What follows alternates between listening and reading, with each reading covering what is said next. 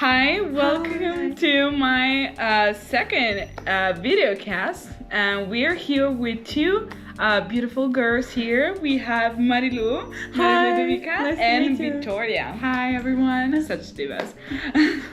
So today we are going to talk about a new topic in What's in Your Mind, which is personal videocast. You know, I hope you guys are gonna appreciate that. And let's get started. So, in this interview, we're gonna talk about something that is very common nowadays. So, how new trends. Speaking of,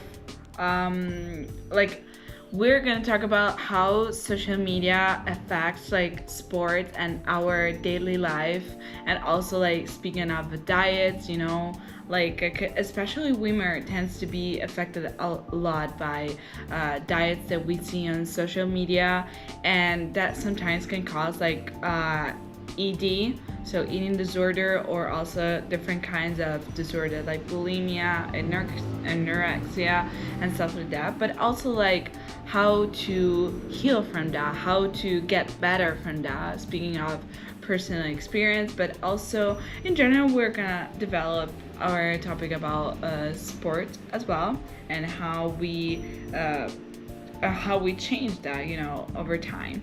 So let's start with both of you. I don't know who wants to start. So You want to go first? Okay, I'll go first. Go for it. Okay, so Marilu, let's talk about, first of all, her last success in sports. So tell us, everybody, about Hi the everyone, news. I'm a swimming teacher and a lifeguard. I became a lifeguard 2 days ago. And I'm also a dance teacher and a ballerina. These are two different words, but these are my two passions. So it's really strange, a strange combination, but I think that doing different sports together will help, one sport help the other, because you work on different muscles. So it's compensating. Yeah, it is. For sure. It is. So speaking of also for Victoria, what was the sport that you did when you were young, and the sport that you're doing right now? Well, I did swimming for a few years just because I had to learn how to swim and not drown. Okay, true. We like that. That's very helpful. Not to drown. That is very That's helpful. the first step. Yeah, that's the first step. I feel like everyone in Italy Yeah. is not an island. How do you say peninsula? I have no clue. Okay, it's a peninsula in Italian, guys. Peninsula. Peninsula. Clearly, English is not our first language. Yes. No, definitely not. But I feel like every Italian should know how to swim. Yeah. So it's great that you learn about. I was put through that when I was a kid, and then eventually I did ballet for so many years. I think 10 years of my life I did ballet. I loved it, but it was a very demanding sport, and it was a bit of a toxic environment, because if you've ever gone through ballet, you know how demanding it is and how they want you super skinny, and you always have to be super perfect, and it's not the easiest thing to go through, for sure. Also, when you're at the age where you start, we're gonna talk about this, but when you have social media and you see all these perfect bodies, and you also have your sport demanding a perfect body, that's definitely not the easiest thing ever. But eventually I stopped doing ballet because of the lockdown, because I couldn't do lessons anymore. And then after COVID ended, I did such a weird sport. Nobody ever knows that it actually exists. It's historical fencing, kinda. You do fencing with the rules from the medieval and the Renaissance, which is so weird, but also super interesting. I never heard that. Yeah, I never heard that sport. Yeah, I did that for a few months, and then eventually I stopped just because it was so far away from my house, and homework and everything, it wasn't really easy to balance. But yeah, I get it. Sometimes it can get tricky to balance sport activity with everything else that you gotta do. So for me, for instance, my personal experience, I did I did like swimming as a sport for 16 years, and it's been like literally the sport of my life. Like it's not just a sport to me, but it's also something that always brought. Aspetta, questa è un'altra raiera sta parte. Ok. Continua a registrare pure se sta con lo Ok, schermo. meno male, ok. Scusaci, noi eravamo ci siamo No, no, no. Tranquilla. Ok, no, vai, scusa, l'abbiamo bloccata. So it's been like it always bring me like a spirit like. Aspetta, non so parlare. Okay. Tranquilla. Always like has a feeling like of freedom to me. Swimming, particularly because. Do you know like when you have your head in the water and you feel like you don't hear anything but your voice or your breath, and also like the water that is running through your ears and nothing else. It's like your thoughts and whatever worries you just fades away, and that's how I always felt. And when I was younger, I always had the feeling like I love swimming because I feel like a mermaid. Yeah, that I kind of feel like that. Yeah, Like, that yeah, makes sense. so, That makes sense. But you know, as we said before, sometimes sport can be also toxic because of the way that teachers teach you that, like the fact that not just the environment, but also the way that people think that a certain person can do that certain sport because you have to have that certain body. Yeah. So like for sure. ballet, some people think that you gotta be like very, very, very skinny to do that, and you have to be very restricted in your diet, and that can be very toxic. But you don't have to be. Like any sport can be done at any kind of body, any kind of physique, any kind of age. Nobody's stopping you. So sometimes that's the thing that society puts upon you. Like the fact that you gotta have a certain body to do a certain sport. You gotta be strong, and like you have to have a certain strength to do a certain sport.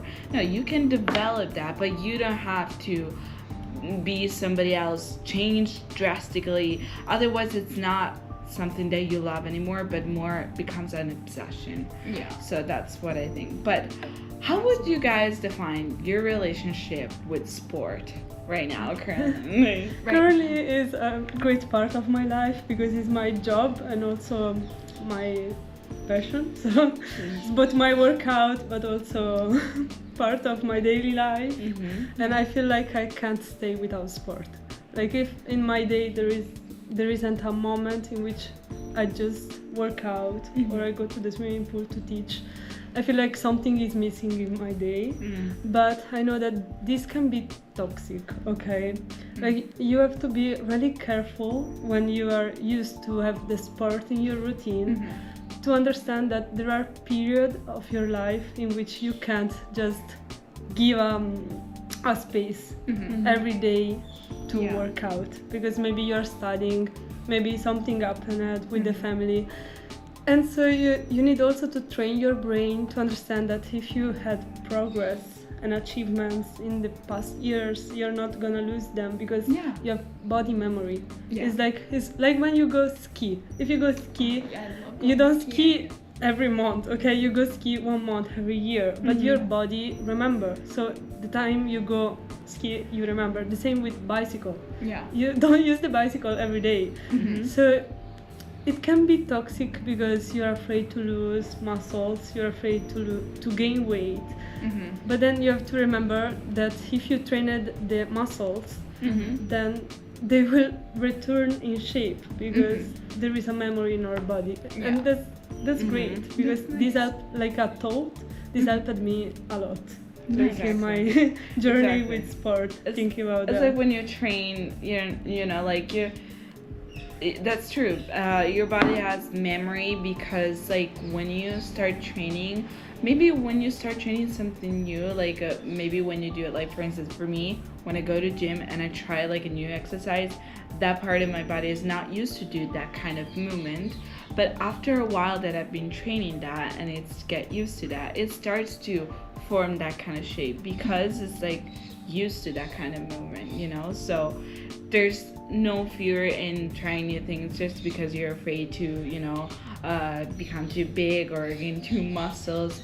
It's just trying to adapt. Your body takes it. The body takes time to adapt to a new shape. You know, that kind of thing. But what about your relationship with sport? How you always found that? Well, right now, I'm the complete opposite of Marilu. I haven't been doing sports for quite a few years now. And I know that's bad because you should keep your body alive and you should, you know, do movement every day. And it's very healthy for your body to like do movement every day, or even if not every day, I mean, just frequently.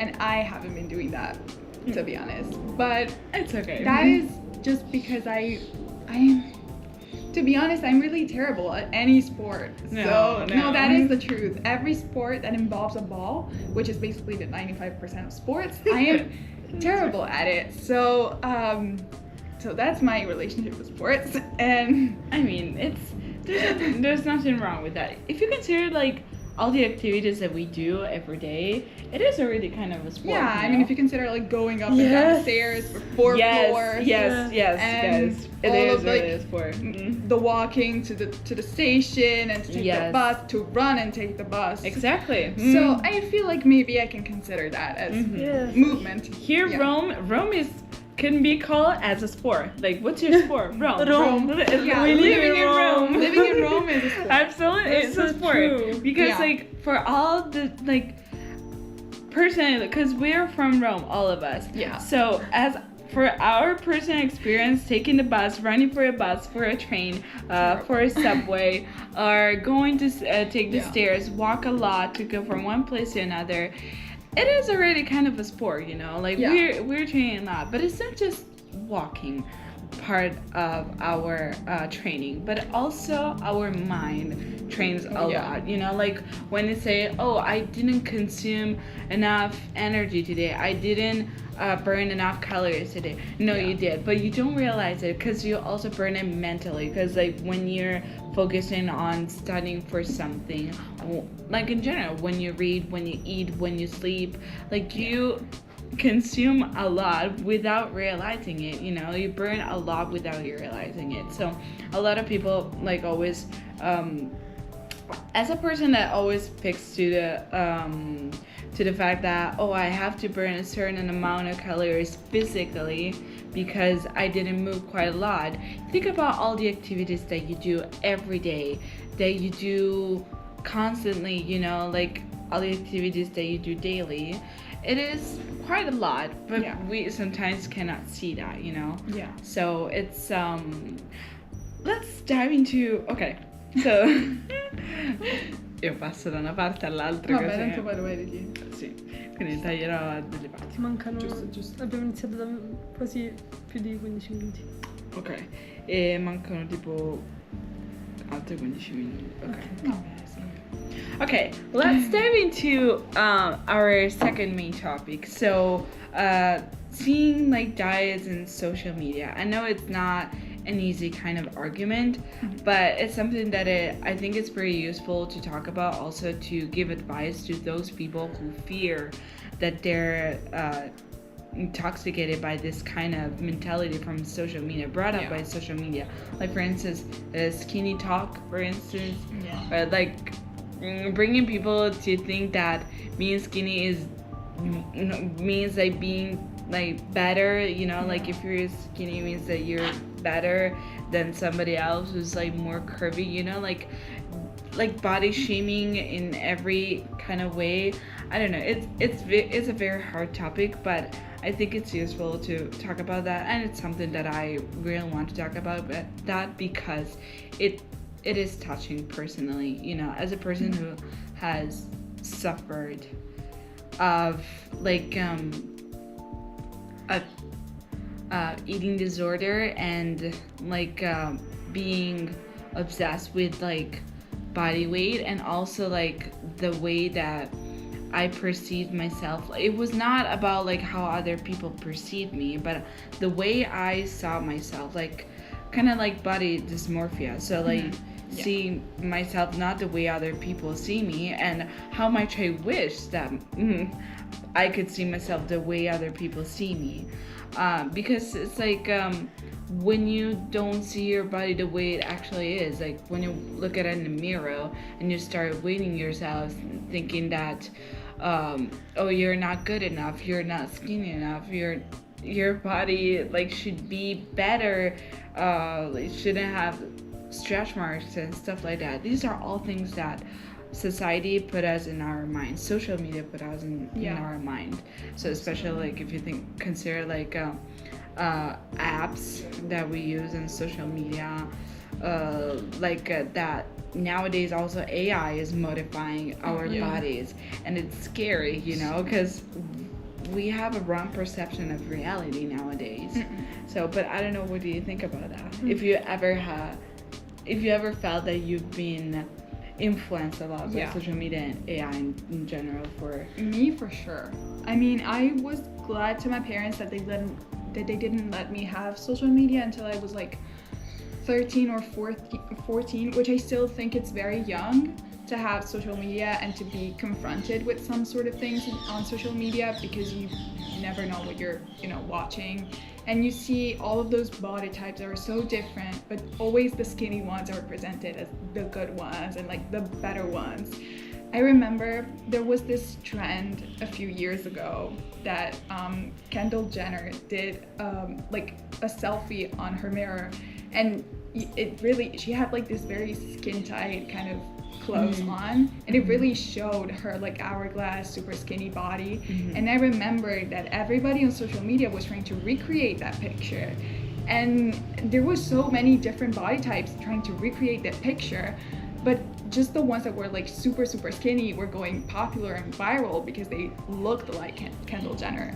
And that was so bad. It was a toxic kind that was very toxic, and because they were trying to replicate somebody else's body, but they don't.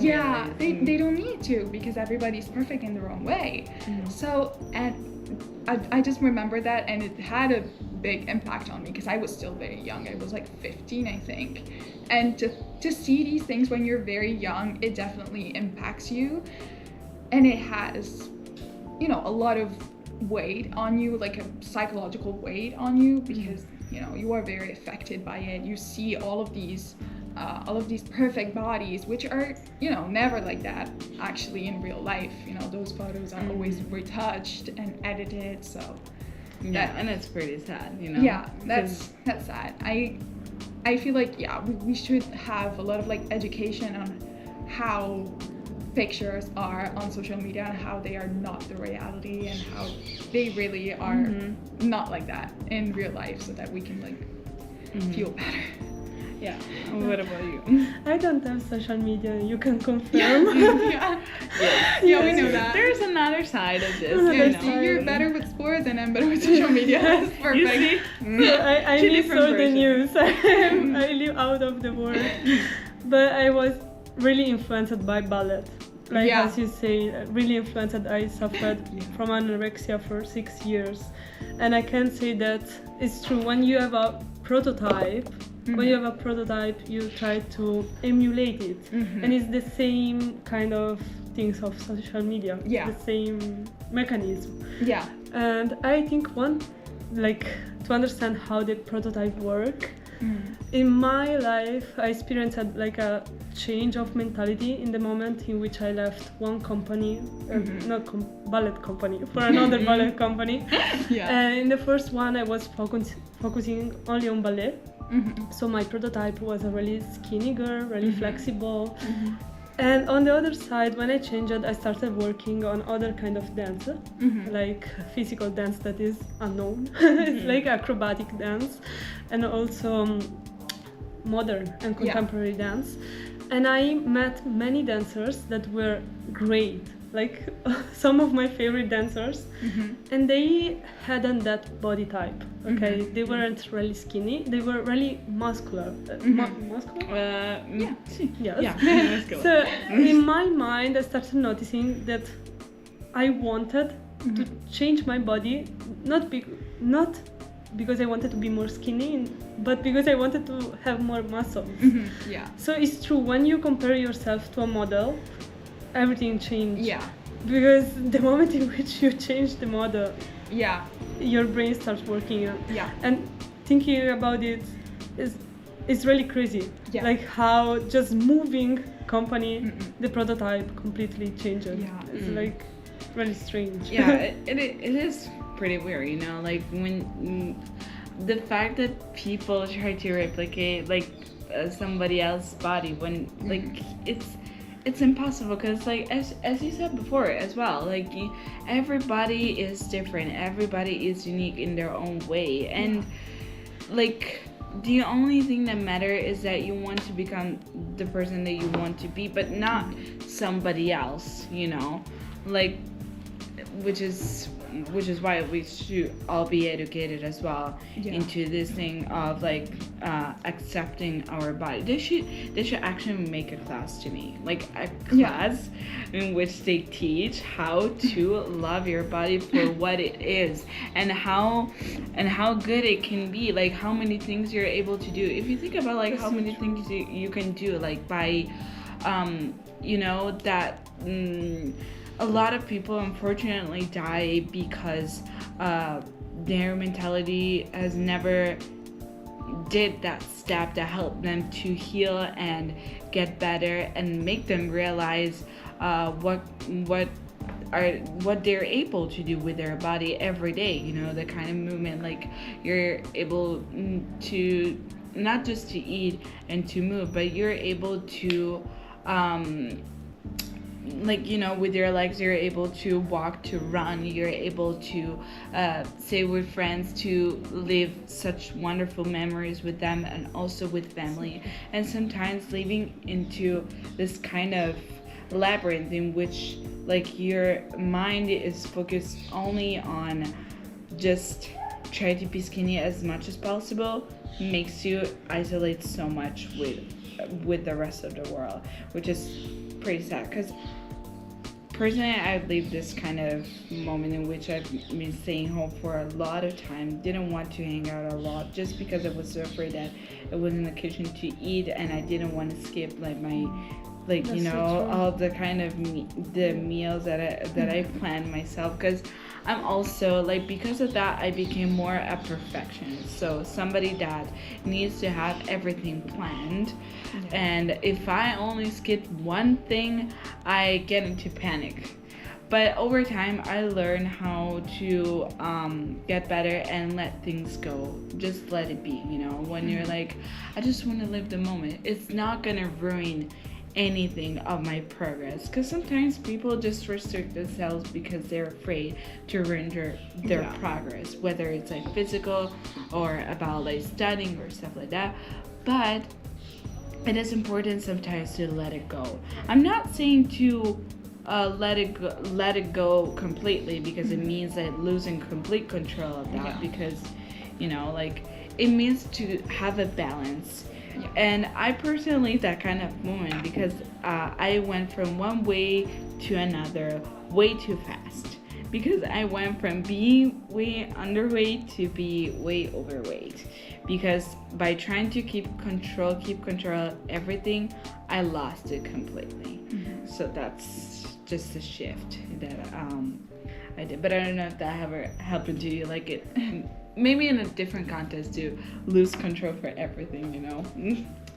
Yeah, maybe not in like, for me, in like other kind of contests, but yeah, it happens to me too, because I'm very much of a perfectionist and I want everything to be how I want it to be, but most of the time I can't control it, really. Things just happen and you don't have control over everything, so yeah. It is pretty normal, but I think also I think you love like also have everything planned, you know. Yes, that's so true. I think the three of us have this in common, and we help each other. Yeah. Like, but it's true. Like for me, it can become really toxic in my life. Like this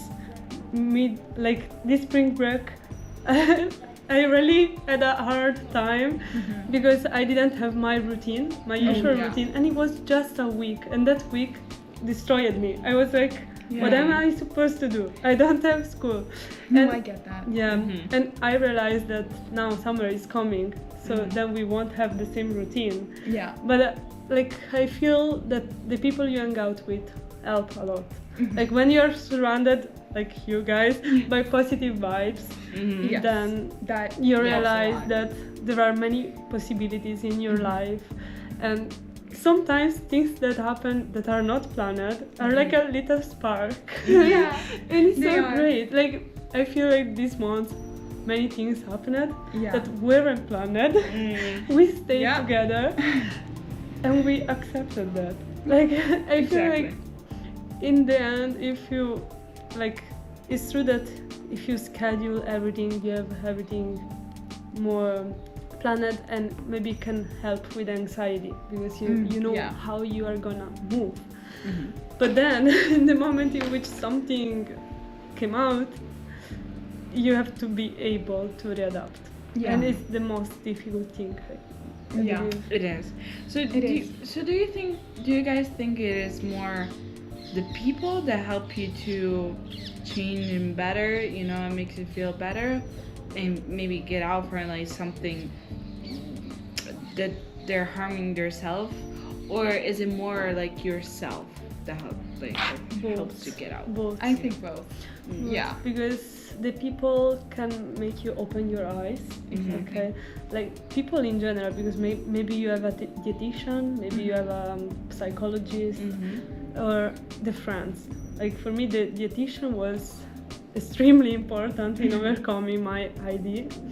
And the friends, I believe that, I think that humans don't start hating themselves without a society around. Yeah. Okay. It's like animals don't Yeah. hate themselves. Okay. So the people are both the problem and the solution. You have Yeah. to change environment. Like if Absolutely. you understand that you are in the wrong situation, you have to to change, to shift. Change because- environment. Yeah, exactly. That is so true. Yeah, I do believe that you need people, but also in a way you are the one who has to like make the change in the end. Yeah. Yeah. So Yeah, like people can help you to give like an objective, more realistic kind of perspective rather than yourself. Because sometimes yourself you see it more as something personal, so Yeah. it can affect your opinion, you know, and what you think. Yeah. But other people gives you a more objective and direct kind of perspective. So as you said, you can open your eyes as well, and also change your mindset as well. yeah. So, but Sure. first step, you have to take it. You have to be the one to be convinced to that. And I'm telling you because as a person who was like, people tell me things so many times, but until I get it myself, Yeah. I never take this step forward. So, Yeah. but that was a very important points that we put Discuss. that we discussed. Yes. Sorry about my mistakes that I made throughout the podcast. I hope you will forgive me. So any last advice that you would give to somebody else who would like to, you know, improve themselves but is scared about, like, you know, not making it, or like not making so many progress, or losing their progress, you know? If there is something that scares you, talk about it. I Yeah. feel it's the first step. And if the outcome in talking to a person is not a good vibe, change person. Okay? It's like, don't hang True. out with people that make you feel wrong. Okay? Yes. It's Absolutely. the base of peace in life. Yes. Absolutely. Oh my God. Change environment if it's a toxic environment. That is exactly. Yes. And it also can is be very hard. extremely difficult. Like it's, Yeah. It like can it be. has, it's not a clear statement. You're right, because it's not like I can change, because Yeah. there are things it's not in easy. between, but You have talk. to let go of things Yeah. that harm you. Exactly. Like, to me, when I got out from high school, I was the happiest person in this world. We were so happy. Yes, That's definitely. true. Yeah, the Italian school system Ah, really That's so traumatized true. us. That's Yeah. so true. it did. Like Now from we a are personal here experience. Now and we're we have here. each other. And Yeah. we That's great. saw the spark again in Yeah. our eyes. No, that you is know? so true. Yes, definitely. So Rebirth. And with that, we will we are leave you. reborn, guys. So here we are. But yeah, so thank you guys so much Thank for you. this Thank interview. you. And I thank you really for enjoyed it so listening. much. Thank you for being here with me, and thank you guys for watching the video if you have enjoyed that. And hopefully I will see you again in the next video cast. Okay. Bye. Bye.